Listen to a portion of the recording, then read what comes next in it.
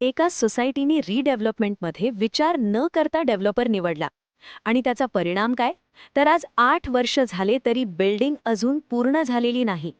ही story फक्त एका सोसायटीची नाही, ही अशीच चुका 100 पैकी 90 सोसायटी करतात. Welcome to our redevelopment next YouTube channel, जिथे आम्ही पुनर्विकासाच्या प्रत्येक टप्प्याचा सोप्या भाषेत मार्गदर्शन करतो.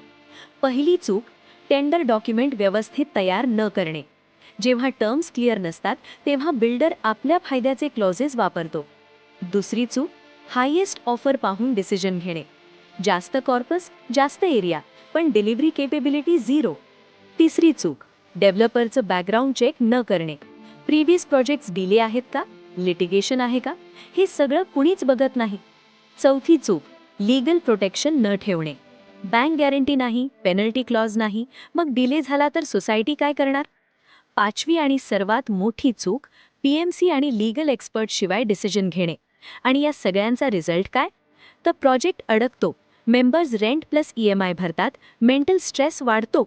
त्यामुळे रिडेव्हलपमेंट हा गॅम्बल नाही, तर ती एक लीगल प्रोसेस आहे. त्यामुळे डिसिजन घेण्याआधी एक्सपर्टला नक्की कन्सल्ट करा.